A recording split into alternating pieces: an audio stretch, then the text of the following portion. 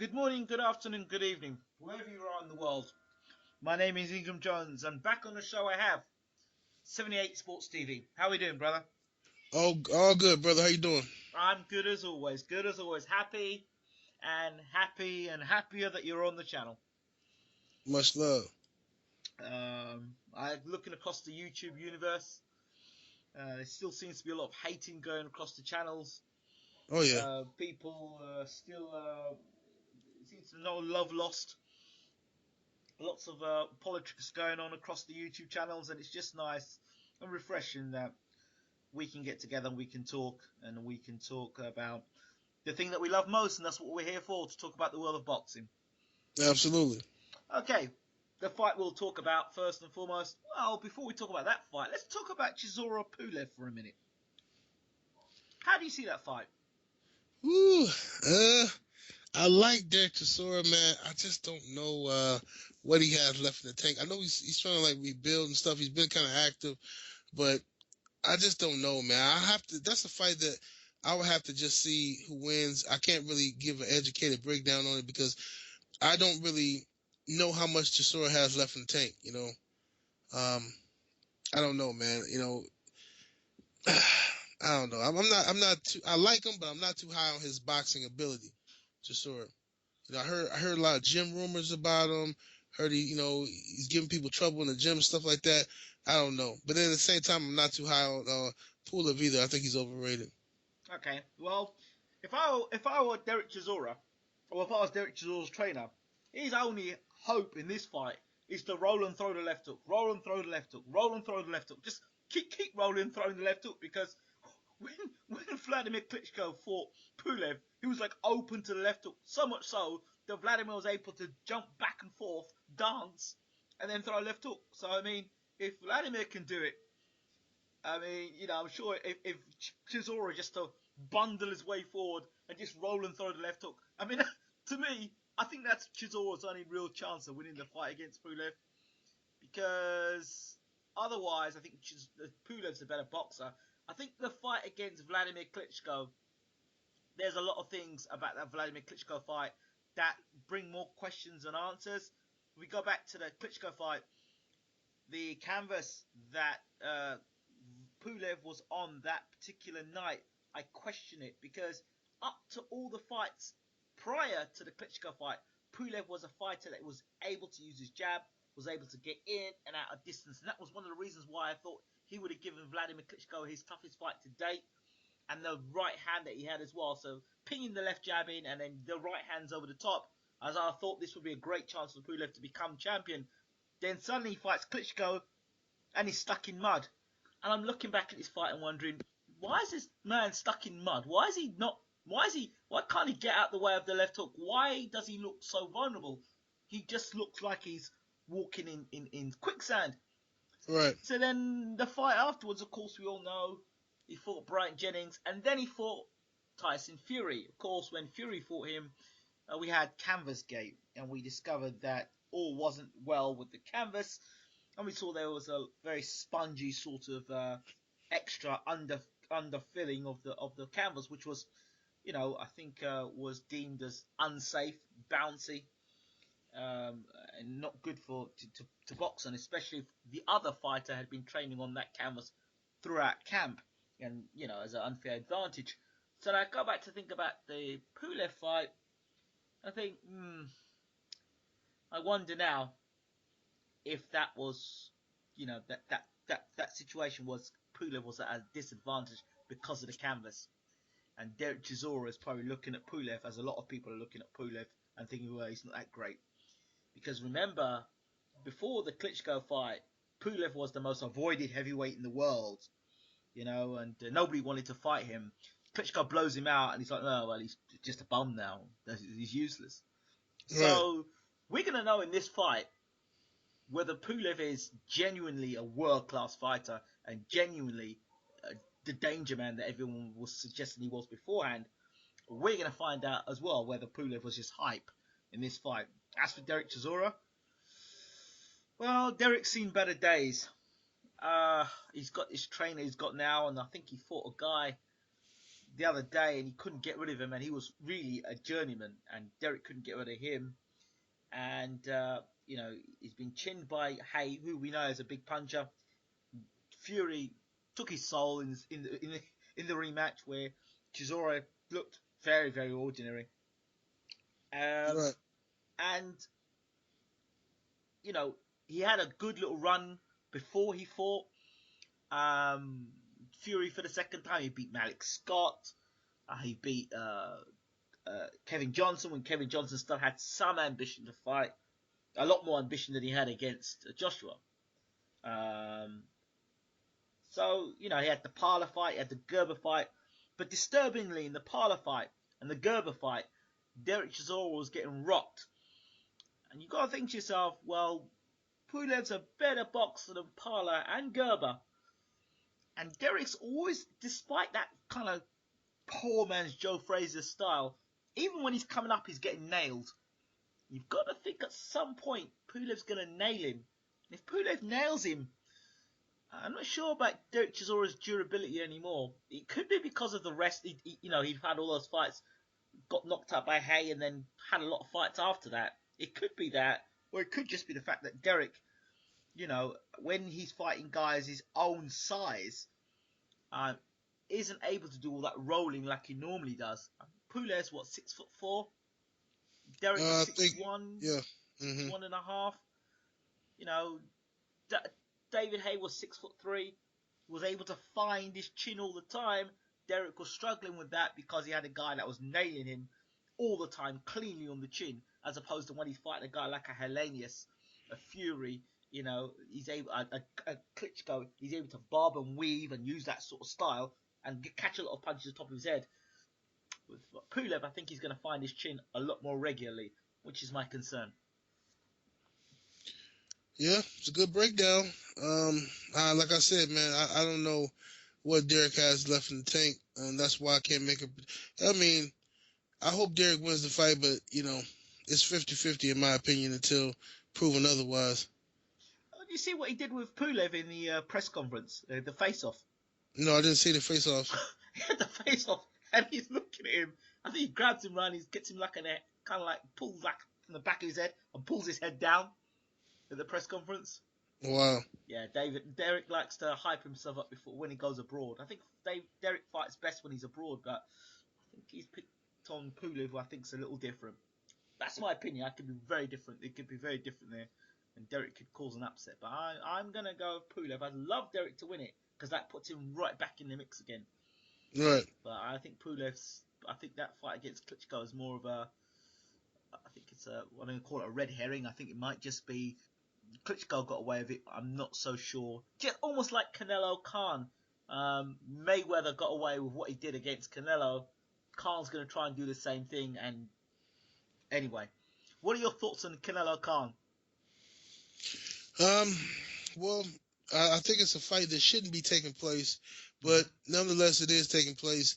I'm rooting for Amir Khan only because I'm angry with Canelo Alvarez and his ducking of Gennady Golovkin and the way he's going about it. I think it's other guys to fight that'd be more respectable than Amir Khan, only because Khan was getting dropped and knocked out at 135 pounds, and now he's coming up to 155, and you think something's going to be different here. It's ridiculous.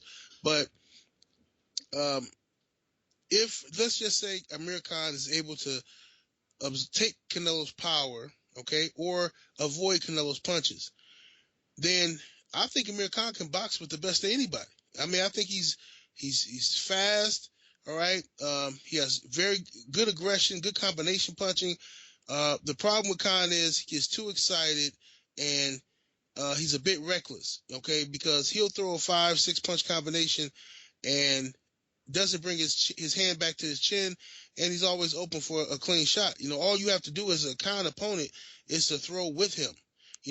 When he throws, if, let him throw his 1, 2, 3, and then you throw with him, and you can catch him with a left hook almost all the time. He's like a sucker for a left hook. If you go back and look at all his knockdowns from left hooks, it's just like amazing. So Canelo will most likely knock out Amir Khan somewhere before 5 rounds, most likely.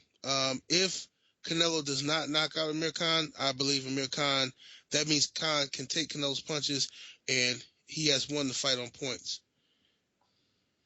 Okay. Okay, sounds interesting. Sounds good. I think people think Virgil Hunter's a magician or a miracle worker, and I don't think, to be quite frank, there's some things Virgil Hunter can teach, but he can't teach chin, and that's the problem I've got with Amir Khan. At 135 pound at a lightweight, he got knocked out by Breeze Prescott. Then he moved up against Danny Garcia. He said he was weight drained. He got knocked out by Danny Garcia. Then he fought Diaz. Diaz dropped him. That was before he moved to 147. Then Right. he fought 147. Did the big punching Chris Algieri rock out Khan in the first round? Yeah, he did. That's at welterweight. So, wait, you're getting pinged at welterweight, getting hurt at welterweight. And hold on, let's go back to that Marcus Maidana fight for those people who like to talk about Khan's speed. Speed is only effective if you're the one landing your punches and not getting hit. Speed becomes a problem when you start dropping your hands in rounds 4 and 5 and allowing the opponent to get and start to walk through you and land their own shots. Marcus Maidana, again, making Marcus Maidana look like Roberto Duran. You see, Khan hasn't fought for over a year. Last time he fought was against Chris Algieri. Now, I think even Khan, an active Amir Khan, would have had problems against Canelo. This is a guy who hasn't fought in a year. You've got to wonder what is his desire. He said he wants a super fight, and he says Canelo's the super fight he wants. Then he moves up in weight. Nobody's seen Amir Khan fight at 155 pound. He's fighting a guy. You see, this is another thing. The Algieri fight with Spence. I used that fight for example. People said, "Oh, Algieri's going to be a good fight for Spence, a real test." I'm thinking, hold on a second. Pacquiao fought him, and Khan fought him, so it's going to be a good fight. These two guys that came from lower weights. I said, Spence is a welterweight. He's going to walk right through Algieri, and he's going to beat him up. And we saw just that. And the situation here with Khan, he's moving up, and is he going to keep that speed? Well, even when he had the speed, he still starts dropping his hands around 4 and 5. So there's still a pattern there. The guys he fought at welterweight don't really punch. Collazo didn't punch, and Devin Alexander didn't punch. Although it was a brilliant performance against Devin Alexander, and he surprised me. Now he's going to fight Canelo, who we saw do a number on James Kirkland, whose chin is questionable. And the combination that Canelo loves, it's a left hook to the body and a left hook to the head. If anybody wants to go back and look at the tape where Amir Khan fought Danny Garcia and he was almost in the pocket there, Garcia threw a punch to the body first, and then as Khan's hands came down, the left hook came over the top, and the rest is history. Now, Khan's ability to absorb punishment against a big, strong middleweight, how much is Canelo going to be weighing on the night? Probably 173, 175. Well, all right, then, okay, then how do those boxing skills... See, and he talks about the Mayweather thing. This is hilarious. Talks about the Mayweather thing. Mayweather never got knocked out by Breeders' Prescott. Mayweather never got chinned by Danny Garcia, right? Mayweather didn't get dropped by Diaz. Okay? So you add that in, he says, well, if Mayweather can do it, I can do it. Canelo's a little older than he was against, against Mayweather, and Mayweather doesn't give you the opportunities that Khan will present, because Khan gave those opportunities. That's why he got knocked out. So you've got to add that to the mix as well. Does Khan have a chance? Of course he's got a chance. He's in the ring against Canelo. But in terms of outboxing Canelo, wait, Lara. Is somebody trying to suggest to me that he can box better than Lara? No, I wouldn't say. It's a different type of outboxing. I think that, Lara is slicker. Mm-hmm. He's more patient. He takes his time and he pot shots. Uh-huh. Khan is more of a combination puncher, speedy guy. Stay in the And pocket. yeah, he does, and that Mm-hmm. is oftentimes what makes people so excited about him, and Of course. also what makes him get knocked out. Because he stays there, but he's been with Virgil Hunter for a while. Maybe he'll adopt some of Andre Ward's tactics. Maybe he'll throw through a combination and then grab Canelo. And if the referee lets him do it, Well, we might have an interesting night. let's be honest. It's what day is this fight on? What weekend is this fight on? Cinco de Mayo. Okay. So you're gonna put in a referee, right? That's gonna be on Khan's side. Really? Then you're gonna have the judges. Really? Come on, Oscar De La Hoya? Nah, come on. I don't see it somehow. I think even if Khan goes to points, if he gets the points, at some point Khan's gonna hold his feet. And the question is, when he holds his feet, how much punishment can he absorb? And he can't fight. He's never been able to be a great fighter on the inside. So when Canelo starts to put it on him, and he then starts to hold Canelo, the referee start taking points off. So then he's gonna have to box, really box. And then, it's different with Mayweather, because it was Mayweather Promotions when he fought, and Mayweather was the big man. Mayweather Promotions, and he's fighting Canelo. That's different. So Mayweather can say, well, I'll have you as the judge, or I'll have you as the referee. It's a bit different. Yeah. Khan has not got those luxuries, He's not signed a massive deal with Showtime. He's not got that. He hasn't got those advantages that Mayweather has. I'm not knocking Mayweather here, but those things help you. And he would need all of those things, plus a better chin and boxing ability. He'd need to have a better boxing IQ. I think it's the lack of boxing IQ. Whereas people say, you get too greedy, you're throwing too many punches against a known left hooker, which was Danny Garcia. So you put yourself in danger. You said you're going to go out there and try and charge and knock Danny Garcia out. Well, I don't know. I already said Eric Morales was a bigger puncher than Amir Khan, but there you go. He was trying to do something, and Garcia's proved to have a great chin as well. So I just thought he tactically got it all wrong, personally. Yeah, I think he was too angry in the Garcia fight. Angel Garcia got in his head and said a lot of stuff about Pakistanis and stuff like that. And Khan came into the fight and wanted to punish, and got punished. At some point you can't go for 12 rounds without holding your feet once. I can't see Khan not getting nailed. I just can't. I can't see it. I just cannot see. Everybody knows Khan's going to sleep. We're just hoping. But we all know he's going to sleep. He's probably going to go to sleep early. It's going to be within 4 rounds or less, man.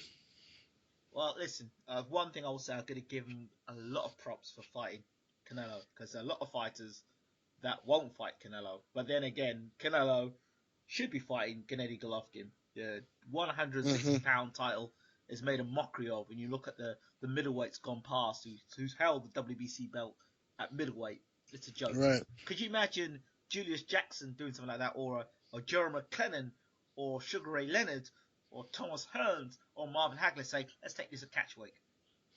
Absolutely not. And I couldn't imagine those guys you just named, allow a guy like Gennady Golovkin to come into the division and get all this hype and nobody want to fight him. One of those guys would have stepped up right away to fight him. Absolutely. He would have never got this big. I had this conversation with James Ellis Bashir, Uncle Bashir, and he said that Iron Barkley would have torn him out one, and he also mentioned that Mike McCallum would have beat the living daylights out of Gennady Golovkin. McCallum, come on. He would have destroyed. He would have had that man pissing blood.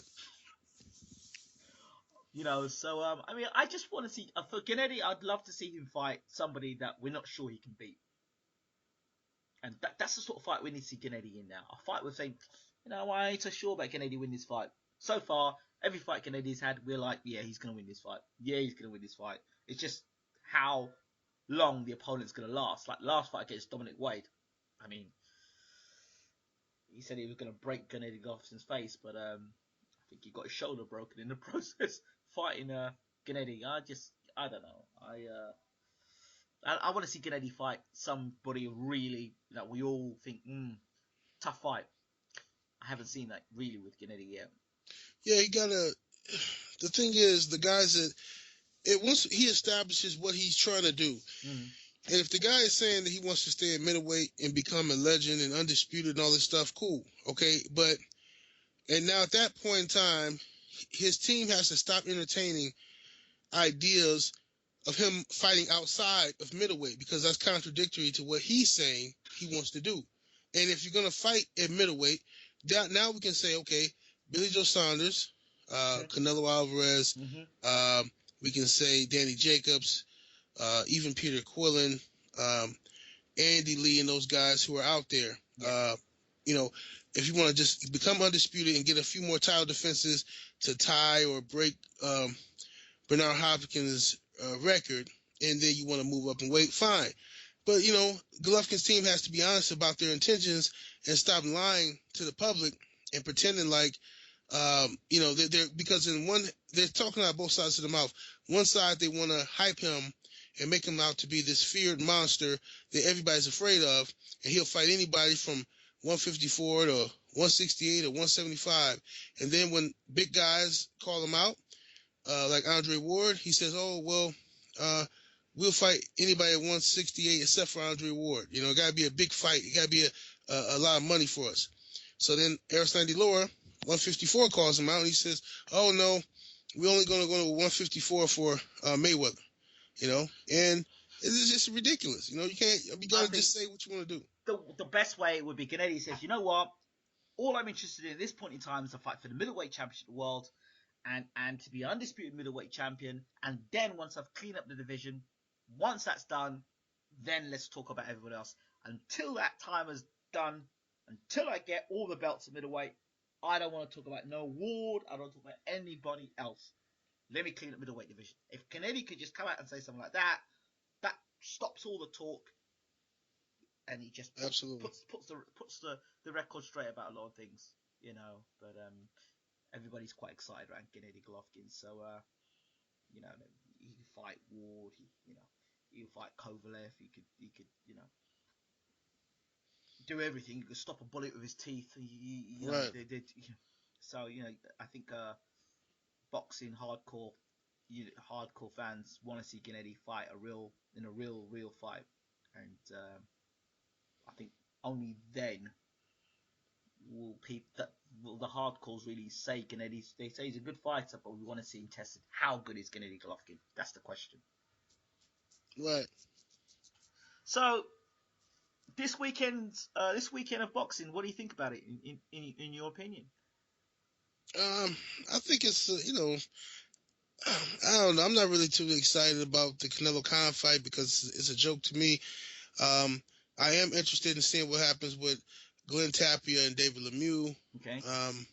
I think I like Glenn Tapia. He's not the most skilled guy in the world, but he got a lot of heart. I like the kid. And I want to see if David Lemieux can bounce back and come back looking strong and vicious, because if the winner of this fight, I suspect, will fight Canelo Alvarez should he beat Khan. Right. I think that's going to be the fight that Golden Boy makes. Okay, Lemieux versus Golovkin. How do you think that goes? Versus Canelo? Yes. Lemieux versus Canelo. I think I have to see how Lemieux looks against Tapia, but judging by what I already know, I think Lemieux has a good chance. I think he has a real good chance against Canelo. Canelo is good. He's a good counter puncher and stuff like that, but I'm not sure Canelo can handle the pressure and the power of David Lemieux coming forward, constantly throwing bombs. David Lemieux, he loads up on every punch. Yeah. I think Canelo can find himself in a real grueling, bloody fight, But Canelo is the better boxer. I think he has the higher ring IQ, but I don't know if he has enough dog in him to dig deep and overcome what he's going to have to do to beat David Lemieux. Very interesting. Next week or the week after, we've got Deontay Wilder, Povetkin. Oh yeah. What do you think? What are your thoughts? That's the fight I've been waiting on. Been waiting on it for a long time, man. I think this is Deontay Wilder's big moment. This is the fight where a lot of Wilder's critics said that Wilder wouldn't take the fight. He would vacate his belt. He didn't want to fight Povetkin. He would run from this fight. And Wilder always wanted this fight. And he's going over to Russia for the fight. I just hope that he's careful. I hope he does not drink any of their water. No water bottles. Don't eat any of their food. Have your team get your stuff. Go to the grocery store and get your own bottle of water. Keep it with you the whole time. Don't let anybody touch it. Guard it with your life, because I just don't trust Team Povetkin and I know what they're capable of over there. And I don't want to hear anything about some shady drug tests or anything like that. But as far as the fight goes, I think Deontay Wilder is going to impress. I think he's going to shock the world and starch out Povetkin. I think he's going to starch him out early. I think 5 rounds. Deontay Wilder knocks out Alexander Povetkin. I think Povetkin's going to have a hard time. I think he's going to have a hard time reaching Wilder. Now, Wilder's going to make it very scary for his fans because he likes to keep his chin in the air, and he backs away with his chin in the air and his guard wide open ridiculously. So it's going to be scary for Wilder fans for a while, but I think Povetkin is going to be lunging in, looking for that perfect shot. I think Wilder is going to move, and when Povetkin does close the distance, I think Wilder will close distance and not allow Povetkin to get off. I think he'll smother him and let the referee break him, and Wilder will keep Povetkin at the end of his jab, and eventually Povetkin is going to duck and walk right into a beautiful right hand, and that's all she wrote. 5 rounds. Interesting. 2 things to bring up here. This is the best boxer by a country mile that Wilder fights in Alexander Povetkin. Arguably would say Stavern, but I don't think Stavern was at the races against Wilder. Now, the other thing is, I think Povetkin's two-fisted attack. He can knock you out with the left hook or the right hand, which is worrying because there's still question marks about Deontay Wilder's chin. Going back to his amateur days, it wasn't a big guy that dropped him. It was a small guy that dropped him. How much has Deontay Wilder improved from those amateur fights back then to now? With the limited opposition he's fought, the fight he had against Stavern was a good fight. He did well there. My concerns are, is Deontay going to know what to do if Povetkin can get on the inside? If Wilder can keep Povetkin on the outside, then it's Deontay's fight. But my concern is if he overextends the jab or a right hand, that's where the other fighters have not been able to capitalize. I believe Povetkin can capitalize. That's my concern with Deontay Wilder. You see, because you get away making mistakes against lower level opposition, and then you meet a guy who can actually capitalize. And this guy, if I'm correct, was a gold medal winner, Povetkin, and it's the skill level there. So I'd like to see Deontay Wilder win it because a lot of people said that Deontay would not take the fight. For him to go over to Russia, not doing the USA, to go to Russia and to defend his title, his WBC title against Povetkin, and to knock Povetkin out cold would be a huge, huge statement. Because even the mighty Klitschko, that back in the time before Tyson Fury beat him, was the all-time great heavyweight. If you'd listen to people across YouTube, Klitschko was, could have beaten Ali, he could have beaten Tyson, he was the greatest heavyweight of all time. Well, that's what people were saying. If you go back and look on YouTube, you'd hear so many people say that. So if you from that mindset and what Klitschko did to Povetkin, he could knock Povetkin out. I've heard other stories that Klitschko could have knocked Povetkin out, but he was told not to. You can make what you want of that. But one thing I do know is that Michael Huck was able to move up from cruiserweight to heavyweight and have Povetkin out on his feet. The other thing is Povetkin looks interestingly bigger and much stronger now. Mm-hmm. The Perez fight, the Maris-Vac fight. So I don't know. And we're in Russia. You make some very key points there. I just hope that Deontay can keep it together, hold it together in Russia, and you know, I just hope that the intentions he has when he gets on the plane and gets to Russia stay the same intentions when he's in the dressing room and he's going out to walk to the arena and he goes out to fight Povetkin and the first bell rings, the intentions are still the same and he's able to execute the plan. That's what I hope. Yep. Yep. Good breakdown. I agree. Um, Hopefully he can get it done. I just don't trust Team Povetkin. I don't trust him, and Povetkin does have. He seemed to have some stamina issues later on in fights. Because with that style he has is a taxing style on the body anyway. Mm-hmm. When you're a shorter guy fighting at heavyweight, Mike Tyson, Joe Frazier, those type of guys burn out pretty quickly. The bobbing and weaving, and dealing with the weight of the bigger guy.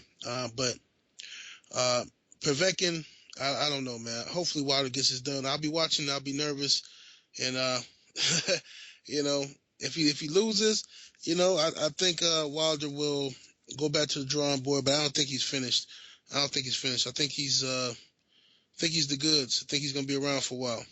That the right hand, is he as big a puncher as everyone's saying he is? This is the thing. Stavern said it. He would know.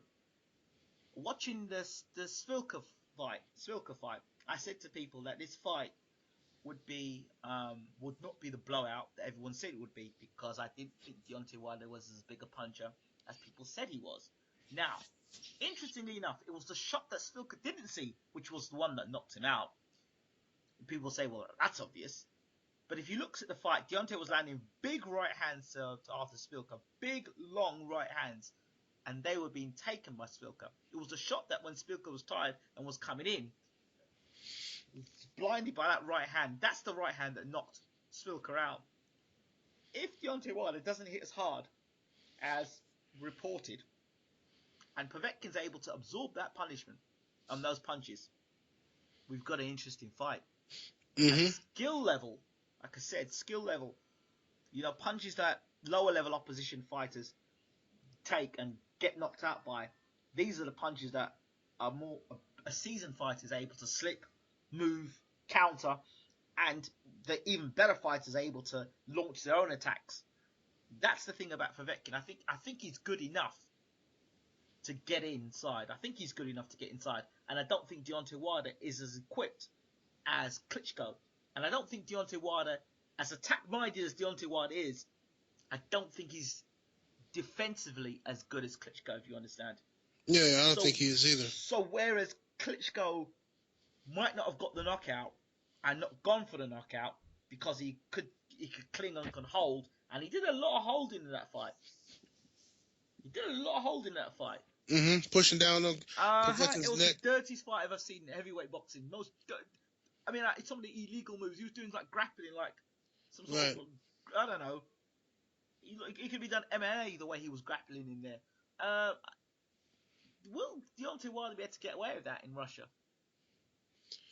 No, they won't let Wilder get away with it, but I don't think Wilder is going to do it too much anyway unless he gets in trouble. He's going to need it. I think he's going to need it. He's going to need it because he hasn't got the defensive skills yet.